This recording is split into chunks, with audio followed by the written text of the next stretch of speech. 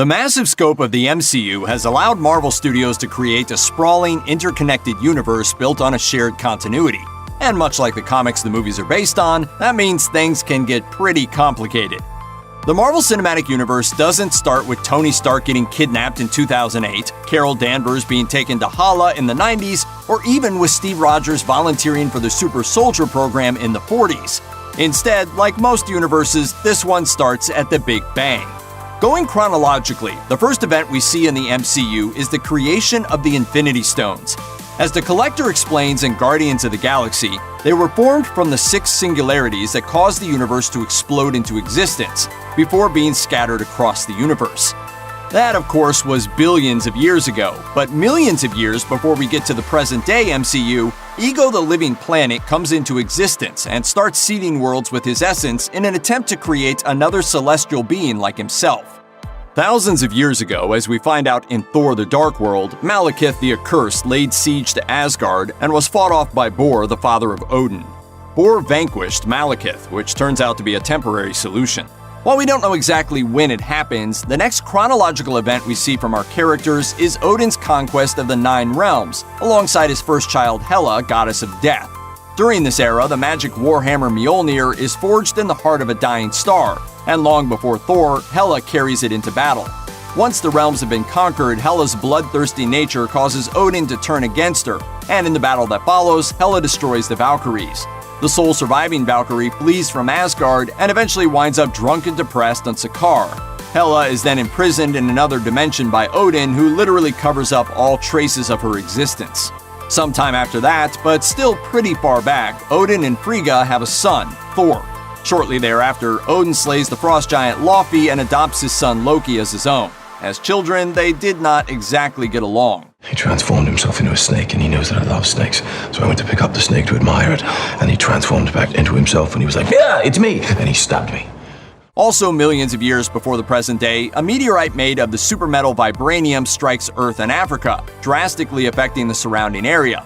Much, much later, this area becomes the country of Wakanda when a warrior shaman receives a vision from the goddess Bast and founds a dynasty of kings known as the Black Panthers. Believe it or not, there's not a whole lot that happens between the unification of Wakanda and the 20th century. The first big event that we see in the movies is the arrival of, well, the first Avenger. In 1942, a Nazi officer known as the Red Skull creates a splinter group called Hydra. With the discovery of one of the Infinity Stones, he creates a technologically advanced army of his own. That same year, Steve Rogers volunteers for an experimental attempt at creating a super soldier, using a technique created by Dr. Abraham Erskine. The project works, giving Steve the body of Marvel's hunkiest Chris. When Erskine is assassinated, the research is lost. Rather than risking their only super soldier by sending him to fight in the war, the Army gives Steve the codename Captain America and uses him primarily as a spokesman to sell war bonds.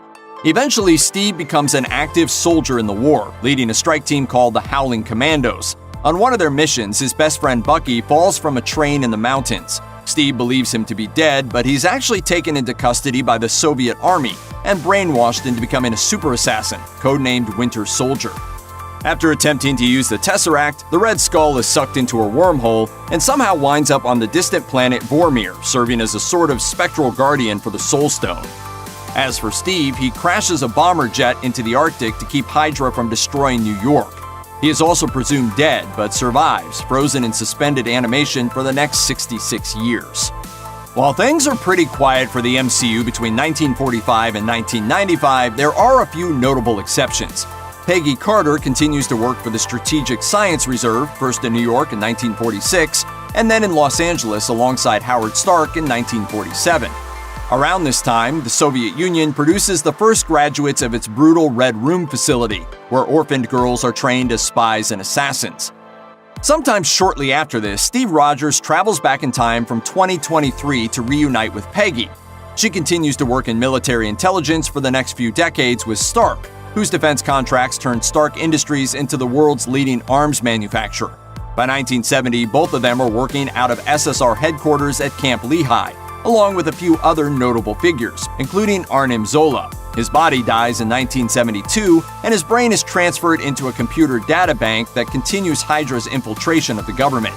Also, Hank Pym is working here, assisted by Bill Foster in his experiments with the size-changing Pym particles that will allow him and his wife Janet Van Dyne to become the original Ant-Man and Wasp. In 1974, Howard Stark launches the Stark Expo, displaying the city of the future, powered by a clean energy arc reactor that's about the size of a house. For some reason, he also hides the structure of a new element in the arrangement of the buildings, which is the kind of science it pays to not think too hard about. In 1980, Ego comes to Earth, winning the heart of Meredith Quill, and 9 months later her son Peter is born. In 1987, Janet Van Dyne is lost in the quantum realm after she and Hank Pym attempt to stop a rogue Soviet missile targeting the United States. In 1988, Meredith Quill dies from brain cancer, intentionally caused by Ego, leaving her son a mixtape of classic rock favorites before she dies. Peter is then abducted by a band of outer space outlaws called the Ravagers, who give him a pretty terrible childhood. Yondu is the guy who abducted me, kicked the crap out of me so I could learn to fight, and kept me in terror by threatening to eat me. Eat you? Yeah. In 1989, Pym resigns from the SSR after finding out that they intended to use his Pym particles to create weapons. The organization has also now been renamed the Strategic Homeland Intervention Enforcement and Logistics Division. That's quite a mouthful. I know. We're working on it. Also that year, Air Force Captain Carol Danvers, who uses the call sign Avenger, volunteers for a test flight of a light-speed engine powered by the Tesseract. When they're shot down by the Kree, a militaristic alien race constantly at war with the shape-shifting Skrulls, Carol's body is overloaded with the Tesseract's energy, giving her incredible powers and also wiping her memory. A Kree soldier named Yang Rog abducts her and takes her back to his homeland, Hala. Here she's made to believe that she's actually a Kree named Veers.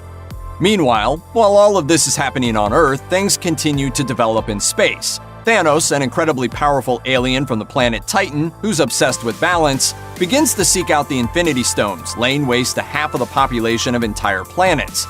He also occasionally abducts young survivors, training them as soldiers. Assuming that most of the more humanoid characters are around the same age as the people portraying them, then his two most notable adoptions happen in the late 80s or early 90s, Gamora and Nebula. Every time the two sisters spar, Gamora wins, and Thanos systematically replaces pieces of Nebula's body with cybernetic parts. In 1991, the Soviet government sends the Winter Soldier to assassinate Howard and Maria Stark, making it look like a car accident. Their brilliant slacker son Tony is left in charge of Stark Industries, along with Obadiah Stane as CEO. Unbeknownst to Tony, Stane makes a tidy profit from secret arms deals with terrorist groups. In 1992, King T'Chaka of Wakanda goes to Oakland, California to investigate arms deals involving stolen vibranium. The culprit is his brother Njobu, who is killed in the altercation.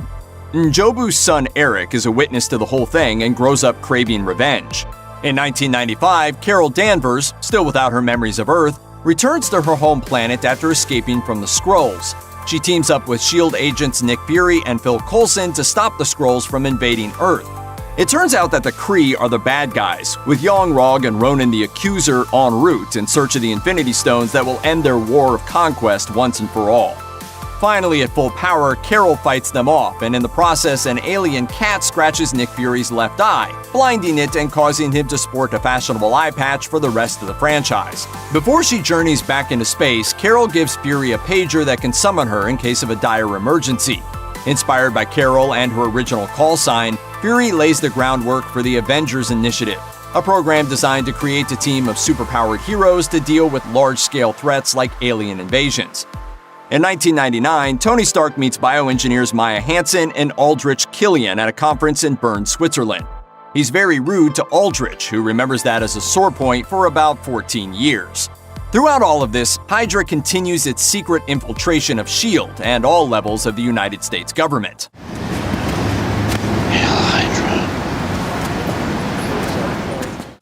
In 2008, we finally catch up to the MCU as it happens. Tony Stark is demonstrating his newest weapons in the Middle East when he's kidnapped by a terrorist organization called the Ten Rings, in what will eventually be revealed as a plot by Stane to get Tony out of the picture. While he's imprisoned, the terrorists force him and another captive, Dr. Ho Yinsen, who was also at that fateful 1999 convention in Bern, to make weapons for them. Instead, Tony is able to recreate a miniaturized arc reactor, using it to stabilize a piece of shrapnel that's lodged near his heart. It's impossible. Tony Stark was able to build this in a cave! with a box of scraps! The reactor also powers the Iron Man, a suit of weaponized armor built from scrap, which allows Tony to escape after Jensen's death. He returns to America, eats a cheeseburger, refines his design, and wipes out the 10 rings in a brutally effective display of the Iron Man's weapons. He also defeats Stain, who attempts to kill Tony and creates his own massive suit of powered armor. Tony then publicly reveals his identity.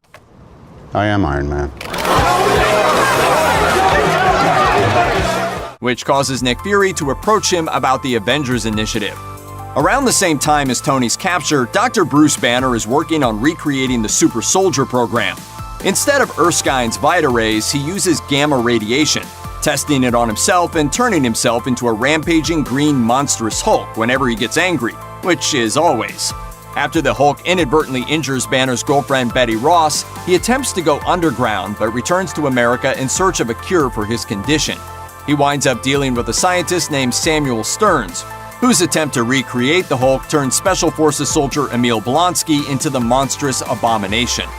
6 months after revealing his identity publicly, Tony Stark is called to testify before Congress because they are justifiably concerned about a private citizen building a suit of armor that can vaporize a tank. To create their own version, they turn to rival weapons manufacturer Justin Hammer. After Tony's friend, Colonel James Rhodes, delivers a prototype Iron Man suit, Hammer and Russian scientist Anton Vanko reverse engineer them into an army of militarized drones. Stark also gets a new personal assistant who is revealed to be S.H.I.E.L.D. agent and Red Room defector Natasha Romanoff, the Black Widow. Rhodes gets his own suit of armor, codenamed War Machine, and he and Tony team up to defeat Vanko and Hammer. Speaking of hammers, while all this is happening on Earth, there's other stuff going on in the Golden Realm of Asgard.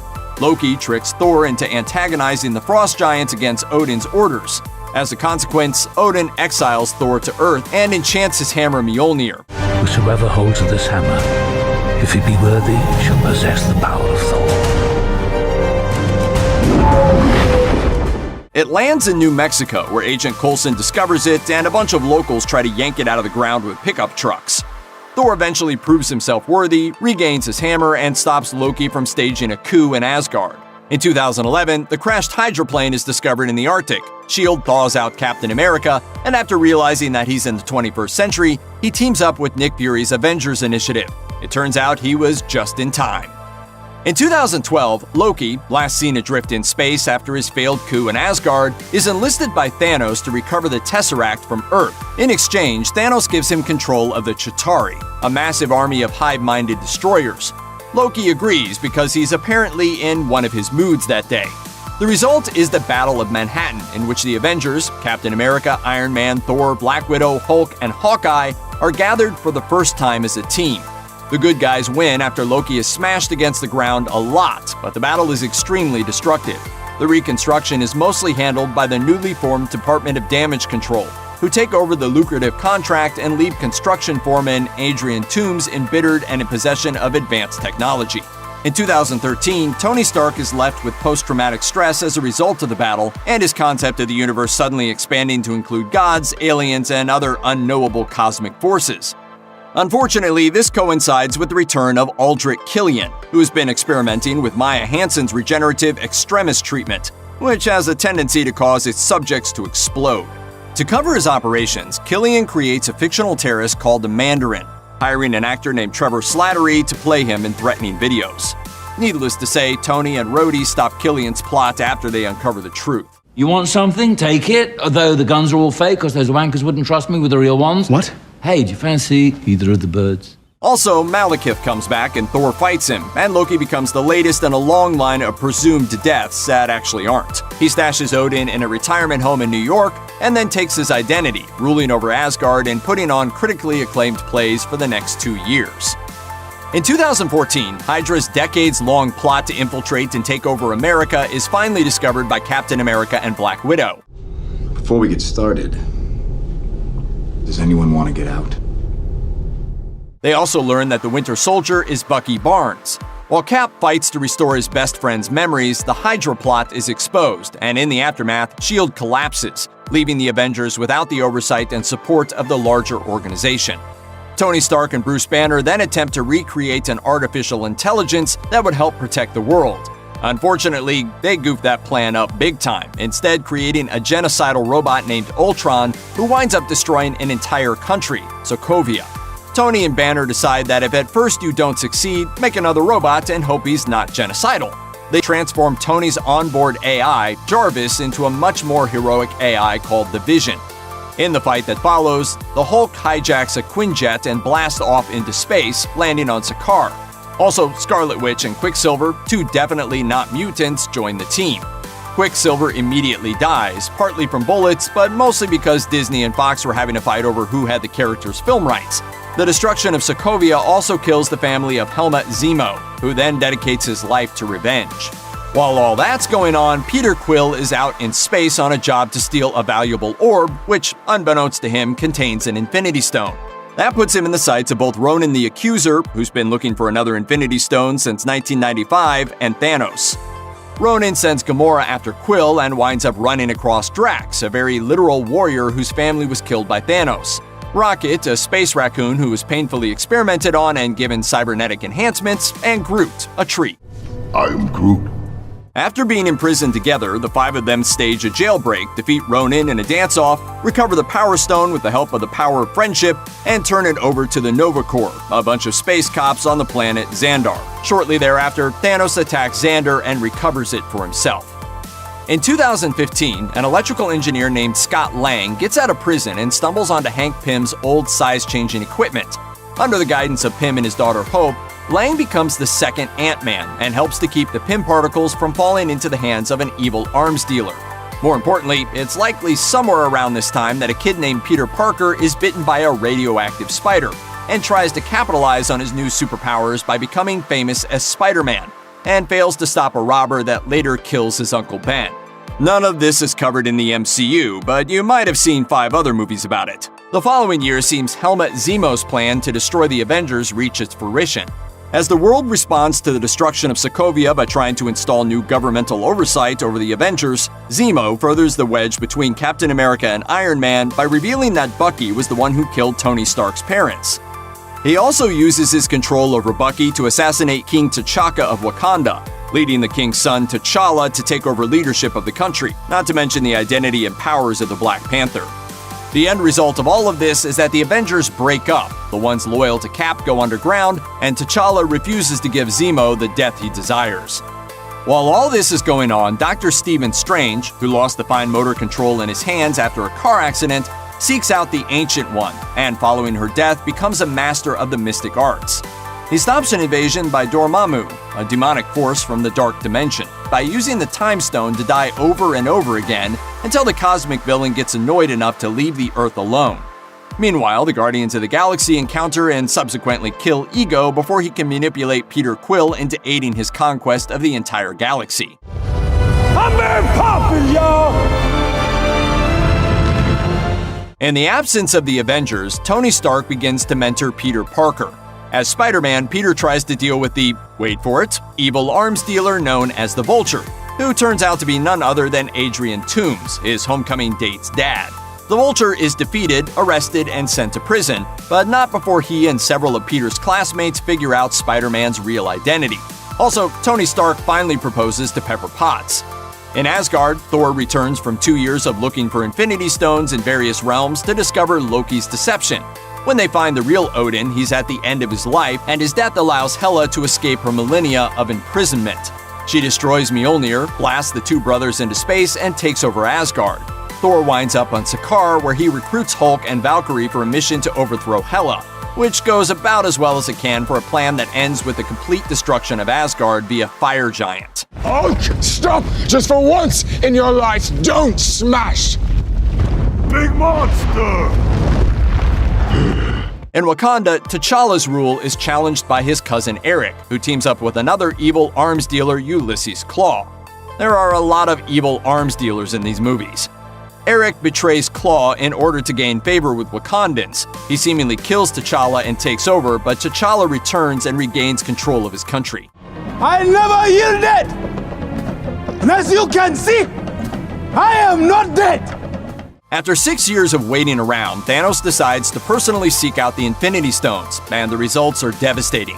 He kills Loki and nearly obliterates the last surviving Asgardians. An attack on Earth leads to things getting so desperate that the whole Avengers crew, except Hawkeye and Ant-Man, who are under house arrest for violating the Sokovia Accords, need to get back together to sort it out. They don't do so well. Dude, you're embarrassing me in front of the wizards. I'm sorry. Either I can't or he won't. It's all right. I don't. Hey, stand down. Keep an eye on him. Despite fighting on two fronts with one small team in space and a massive force on Earth, Thanos gathers the stones, snaps his fingers, and kills half the life forms in the universe, dissolving them into dust. As he dissolves, Nick Fury uses the space pager to alert Captain Marvel that Earth needs her help. A month later, Captain Marvel and the surviving Avengers track Thanos down in space, only to find out that he's destroyed the stones. Thor beheads Thanos and the Avengers return home, having won this battle while losing the bigger war. Weirdly enough, all this happens while Ant-Man is involved in a relatively low-stakes heist movie. When the snap happens, he's left stranded in the quantum realm, which turns out to be an extremely lucky coincidence. While he's there, 5 years go by, during which the heroes deal with the horrific trauma of losing trillions of lives in various, mostly unhealthy ways. Thanks to an assist from the most heroic rat in the universe, Ant-Man returns from the quantum realm where, for him, only a few hours have passed. When he reunites with the Avengers, the heroes realize that the solution to their problem is Time travel! With the help of Iron Man and the now smart Hulk, the heroes travel back to various key points in the timeline to gather up the Infinity Stones of those eras, along with Mjolnir, circa 2013. They also inadvertently bring the Thanos of 2014 forward to 2023, along with all of his minions. Right before he starts attacking, the Hulk uses a rebuilt Infinity Gauntlet to wish everyone back to life, and virtually every hero in the entire MCU takes Thanos on at once. The final blow is dealt by Iron Man, who dies on the battlefield like a freaking rock star. After gathering for a funeral, Steve Rogers hops into the time stream to return everything to where it should be. After living a full life with Peggy Carter in an alternate past, he returns to this world one more time as an old man to bequeath his shield to Sam Wilson the Falcon, naming him the new Captain America. Check out one of our newest videos right here, plus even more Looper videos about the MCU are coming soon. Subscribe to our YouTube channel and hit the bell so you don't miss a single one.